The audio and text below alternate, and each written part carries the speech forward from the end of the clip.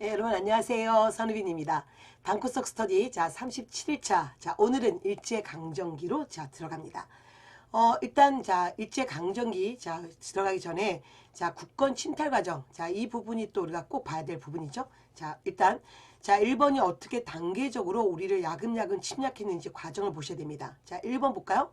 일단 대한제국의 국외 중립 파기. 즉 대한제국은 럴전쟁 발발 직전에 국외 중립국 선언을 했지만 모든 게 백지화됩니다. 그 다음에 그동안 맺었던 러시아와 맺었던 모든 조약은 백지화됐고요.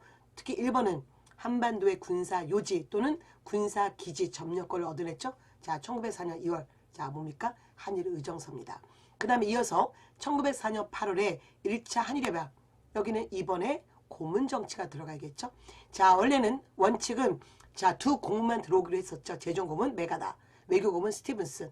이 둘만 오기로 했지만 이 조약이 없는 고문들이 들어오기 시작합니다. 특히 이 메가다는 1905년에 조선의 화폐를 개혁했고요. 그 다음에 또 스티븐스는 임기가 끝나고 미국에 가서도 무능한 조선이 이렇게 버티는 것보다는 일본의 식민지 받는 게 낫다라면서 계속 일본의 앞잡이 역할을 했었잖아요.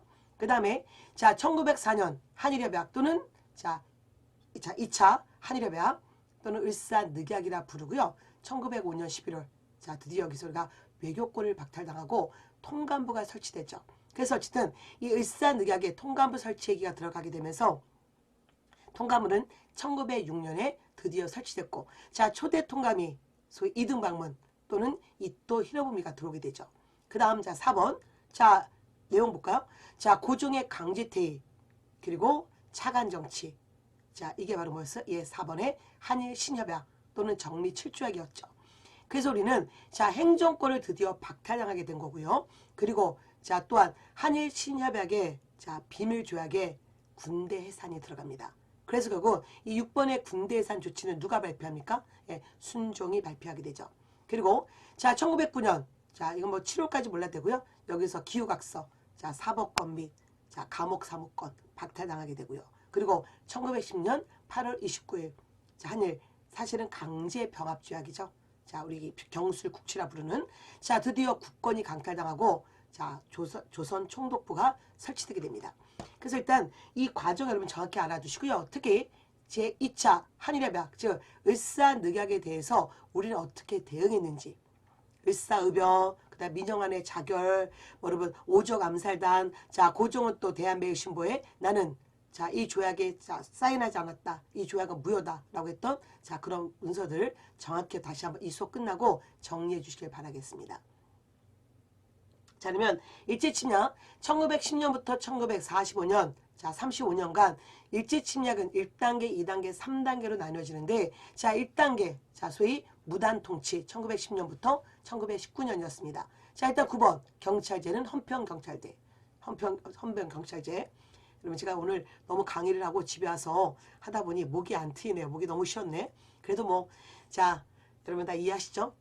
직결처벌권 또는 직결처분권 그리고 조선 총독부가 설치됐고요. 그리고 특히 태영령 또는 조선 태영령 1912년 이거는 특히 조선인만 대상이었다는 거. 그 다음에 경지적 침략 대표적인 게 토지조사 사업입니다. 1912년부터 1918년까지 18년 꼭 기억하시고요. 일단 1912년에 토지조사령을 발표하죠. 목적은 소위 허울 좋게 근대적 토지 소유권 제도를 확립하겠다. 그리고 또한 이런 지세 제도도 확립하겠다. 그랬지만 결국은 토지 약탈이 목적이었습니다. 여러분 이거하고 지세령하고 헷갈리시면 안 돼요. 그냥 토지 조사를 통해서 세금 제도도 좀 확립, 세금이 어떻게 이루어질지에 대한 그런 것도 하겠다. 이 정도였지만 지세령하고는 토지 조사령은 다릅니다. 그 다음에 방법, 기한부 신고제 그리고 엄청나게 복잡했다는 거죠.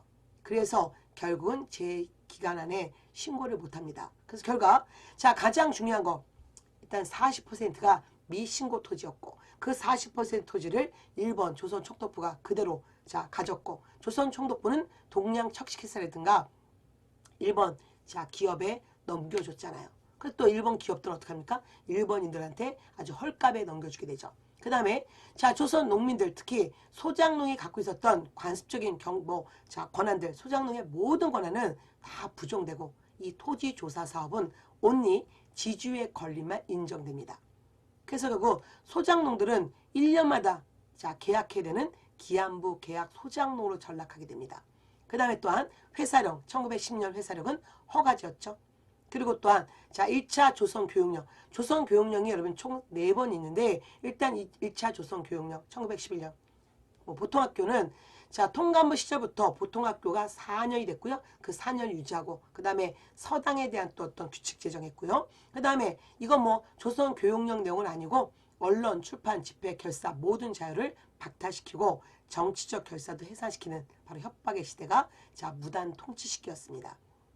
이 중에 여러분 이 조선 태영령 그 다음에 토지 조사 사업 이런 것들 정말 중요하고 자 특히 이런 거는 사료도 또 한번 꼭 확인하셔야 됩니다.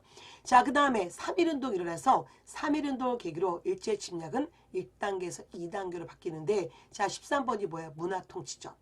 다 사기꾼 정치. 자 14번 3.1운동을 계기로 자 통치 방식이 변화했다는 거. 그리고는 뭐 15번이 뭘까요? 자 15번은 보통경찰제? 헌병경찰이 자 보통경찰제로 바뀌었다는 거. 그리고 어쨌든 뭐 보통경찰이었지만 이건 다 뭐였어요? 다 기만적 유화정책이었고요. 그리고 이 13번의 문화통치 시기는 친일파를 양성하는 정책이었습니다. 그리고 자 이 문화통치의 또 허구성은 뭐냐면 문간총독을 임명하겠다고 했지만 사실은 실제로는 단 한 명도 문간총독은 없었습니다. 그리고 1925년 치안유지법을 공포하죠. 치안유지법도 여러분 꼭 사료 확인하시길 바라고요. 1925년부터 언제까지? 1945년 일본이 패망할 때까지 치안유지법이 있었습니다. 사회주의자들 검거하겠다고 했지만 사실은 이 사회주의자들 역시 독립운동가였잖아요. 우리의 독립운동을 누르기 위한 거였습니다. 그 다음에 자 산미증식계획 자 1920년부터 원래는 자 1935년까지 목표를 했었는데 자 중간에 관둬버렸습니다. 자 그래서 중간에 34년에 중단했던 이유는 자 일본의 농업공황이었죠. 자 그 다음에 회사령 개정 1920년 어떻게 신고제 이거는 결국은 회사령이 폐지된 거나 매 한 가지였고요. 그 다음에 또 관세령을 없애버리죠. 그래서 뭐예요? 일본 기업들이 자 조선에 와서 무역할 때 이제는 관세가 설정되지 않으니까 일본 물건이 엄청 싸게 우리나라에 들어오게 되면서 민족 기업은 위축되게 됩니다. 그 다음에 아주 중요한 2차 조선교육령 1922년 연도 기억하시고요. 자 이제 일본과 똑같은 교육 시스템을 두겠다. 그래서 보통학교 4년을 6년으로 그리고 3면 1교 즉 최소한 면 3개 자 이 국민학교 보통학교는 이때는 보통학교였죠. 보통학교는 꼭 하나 주겠다. 그리고 일본과 똑같은 자 학교 시스템을 두면서 대학 설립을 허용하잖아요. 다 거짓말인 거 아시죠? 자 그리고 소위 자 신문 발행도 허가했습니다. 그 동아일보, 조선일보 가능했지만 사전 검열, 삭제, 압수 등으로 사실은 민족적 글 쓸 기회 없었고요. 좀 이따 제가 이 얘기 나오지만 미리 좀 보고 갈게요. 자 이 대학 설립 허용 때문에 우리가 그때 밀립대학 설립운동이 자 진행됐지만 자 우리의 밀립대학 설립운동은 이루어지지 못하죠. 일본이 잽싸게 만든 제국주의 대학이 뭐였어요? 경성제국대학. 자 그래서 우리의 대학 설립 이루어지지 못했습니다. 그 다음에 자 일제 침략 3단계 들어가야 되는데 자 우리가 다시 한번 기억하실게. 1929년 세계 대공황 발생합니다. 자 자본주의 기반이 미약했던 일본은 세계 대공황을 타피하려고 어떻게 했습니까? 바로 1931년 만주를 침략했고요. 그리고 또 1937년 중국 대륙에 들어가서 자 중일전쟁을 일으켰고 그리고 1941년 자 진주만을 공격해서 태평양 전쟁이 일어나는 바로 이 3단계는 일본이 미쳐 날뛰는 전쟁의 시기였습니다. 자 그때는 노골적으로 우리 민족을 말살해서 일본 전쟁에 그야말로 자 여러분 화살 자 총괄주로 쓰겠다 이거였었잖아요. 그래서 어쨌든 자 이 민족 말살 정치 특히 중일전쟁을 계기로 만주사변 아니에요. 자 중일전쟁을 계기로 자 국가 총동원령 이것도 꼭 사료 확인하십시오.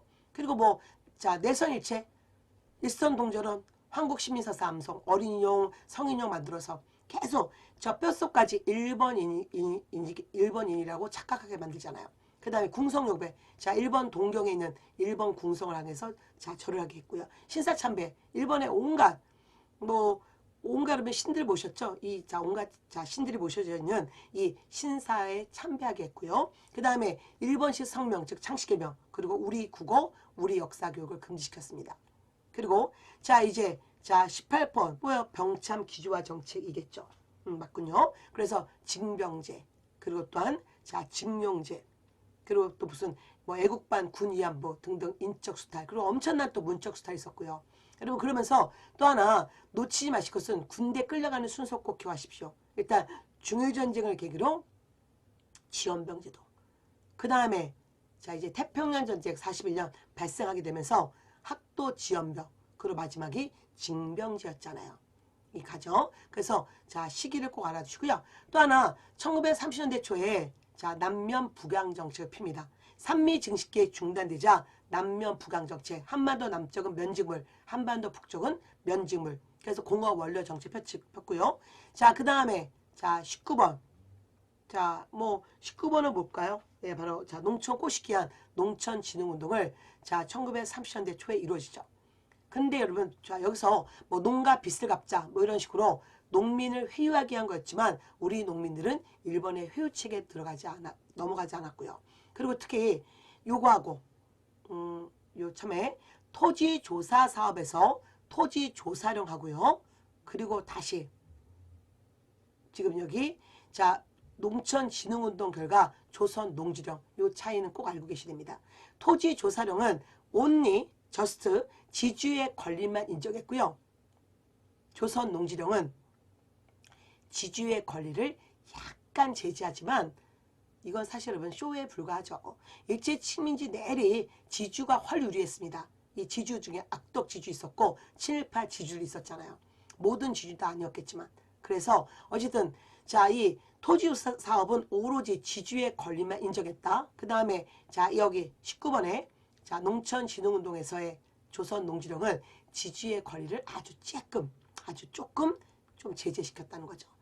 그 다음에 뭐 중요산업통제법, 그 다음 산미증식계획을 재실시하는데 무조건 산미증식계획은 2단계로 가셔야 돼요. 그리고 이제 나중에 중단됐고 단지 여기서 재실시하는 거죠.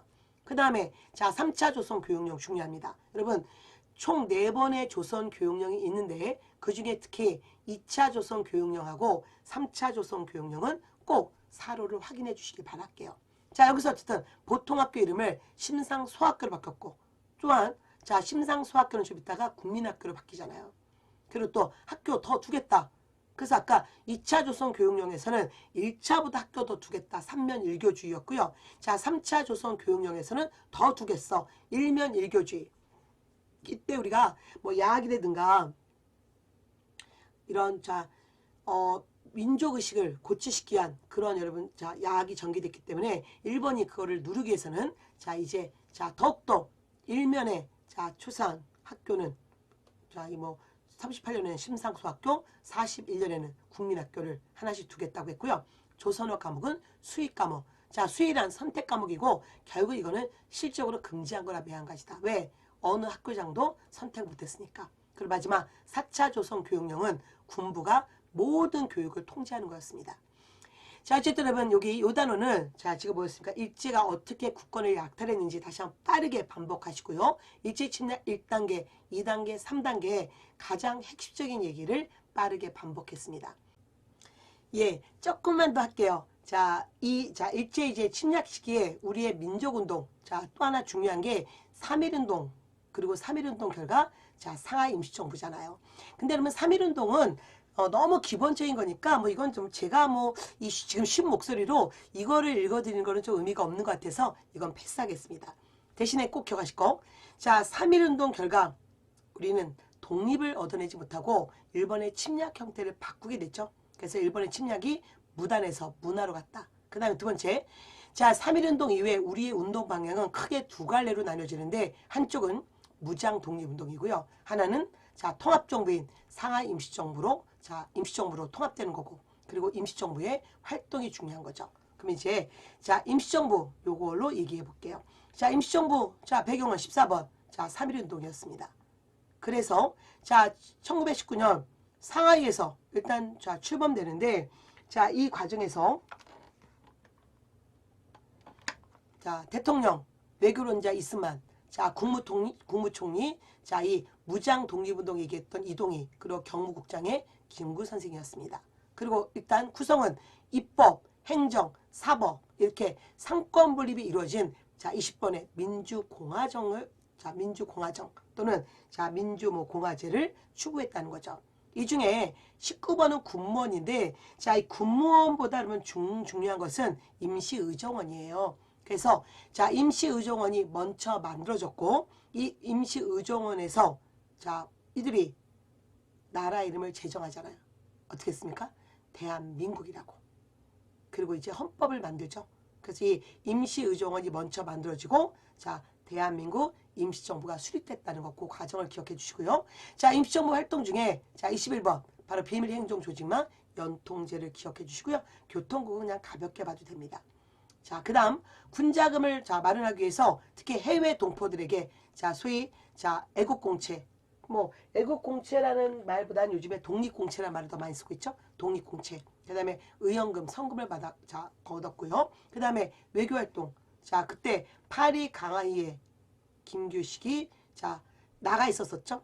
그때 자, 3.1운동 전에 김규식은 자, 신한 청년단 멤버였고요. 그리고 이제는 대한민국 임시정부의 외무부 장관으로서 자, 김규식을 다시 자, 파리 강화이에서 활동하게 하잖아요.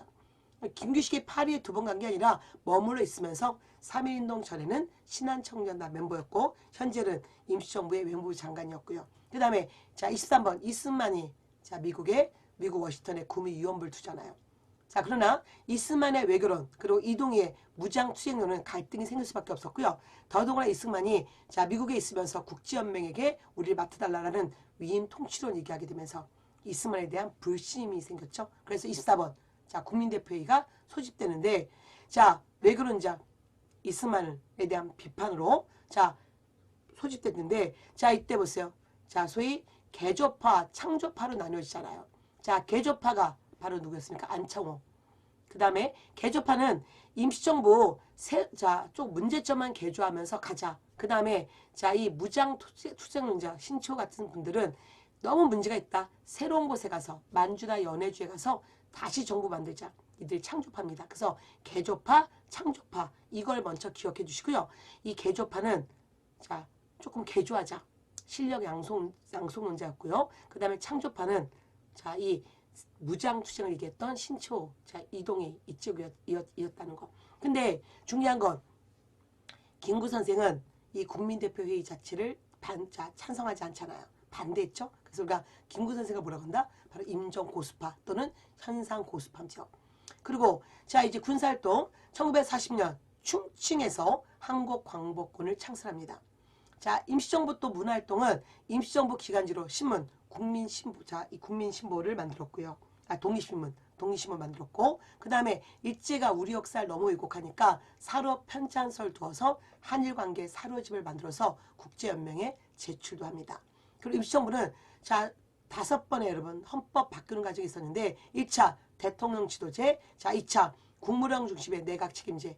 국무령은 여러 번 바뀌다가 자 마지막에 김구 선생이 이끌어가죠. 그 다음에 3차 개헌이 국무위원 중심의 집단 지도 체제고요. 대한민국 임시정부가 가장 오랫동안 유지했던 체제가 3차 개헌입니다. 1927년부터 충칭으로 갈 때까지 3차 이 시기였고요. 자 4차 충칭에서 강력한 리더십의 필요성 느끼면서 주석체제. 자, 이 주석의 김구 선생이었고요. 그 다음에 5차 개헌은 주석, 부주석. 주석의 김구, 부주석의 김규식이었습니다. 자, 오늘은 좀 많은 내용이 있었어요. 그래도 오늘 중요하니까 여러분 잘 쫓아와 주실 거라 믿고요. 자, 이 시기 일단은 자 가장 중요한 임시정부 다시 한번 사료와 함께 정리하시면서 오늘 하루 마무리하셨으면 좋겠습니다. 오늘 좀 목 상태가 안 좋았는데 여러분 좀 미안하고요. 여러분 또 잘 이해하실 거라 생각합니다. 여러분 좋은 밤 되세요. 자, 안녕.